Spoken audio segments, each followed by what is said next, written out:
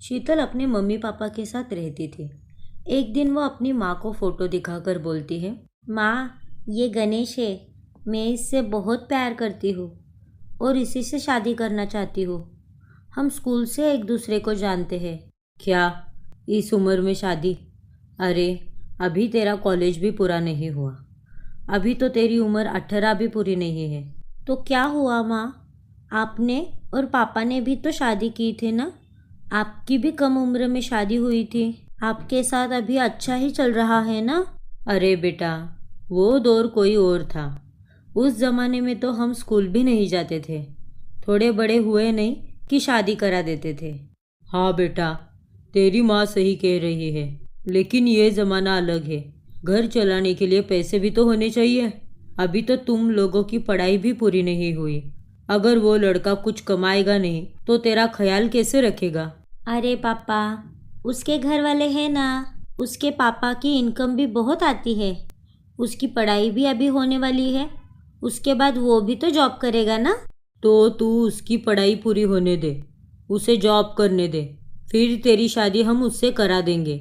नहीं पापा, मुझे अभी शादी करनी है उससे। मैं उसके बगैर नहीं रह सकती।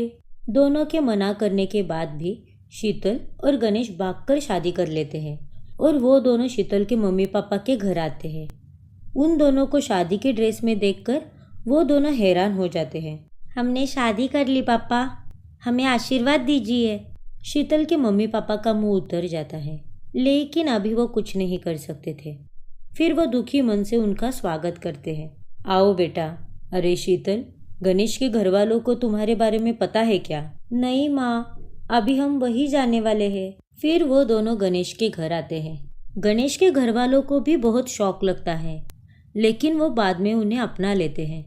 फिर कुछ दिनों के बाद, अरे गणेश, सुनो ना, नई मूवी लगी है, सास बहू की कहानी।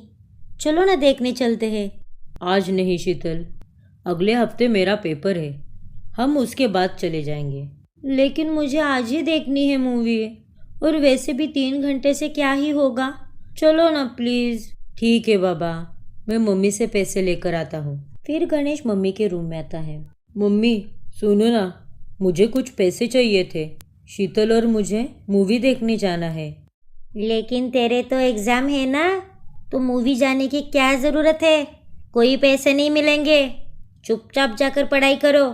तभी वहाँ गणेश के पापा आते हैं। अरे भाग्यवान, जाने दो ना बच्चों को, वैसे भी 3-4 घंटों की बात है, आकर पढ़ाई कर लेगा वो। फिर गणेश के पापा उसे पैसे निकाल कर देते हैं और वो दोनों मूवी देखने चले जाते हैं।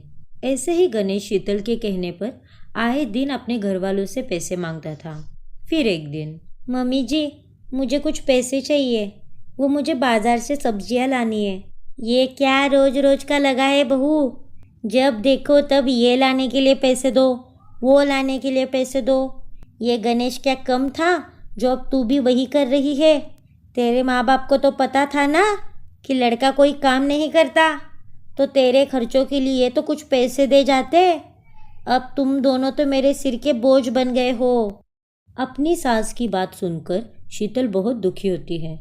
वो रोते हुए अपने कमरे में जाती है। उसे रोता देख गणेश पूछता है, अरे क्या हुआ शीतल, क्यों रो रही हो? फिर शीतल उसे सब बता देती है।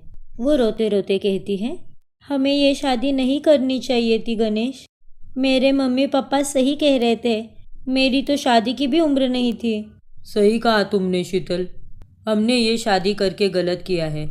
हम पढ़ लिख के जॉब करने के बाद ही शादी करते तो अच्छा होता, क्योंकि शादी में प्यार के साथ सम्मान भी ज़रूरी होता है। पति के कमाई के बिना पत्नी की ससुराल में कोई कीमत नहीं होती गणेश। तभी वहाँ गणेश के पापा आते हैं।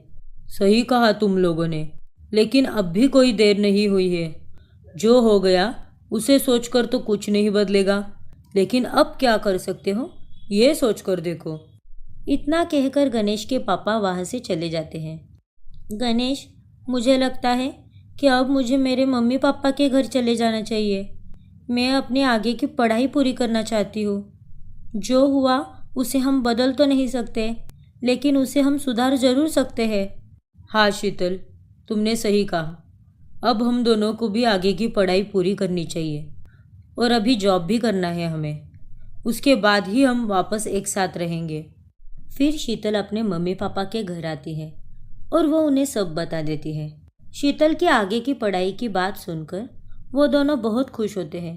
कुछ ही सालों में दोनों भी अपनी पढ़ाई पूरी करके जॉब करने लगते हैं और फिर बाद में सबकी सहमति से वो दोनों वापस शादी कर लेते हैं।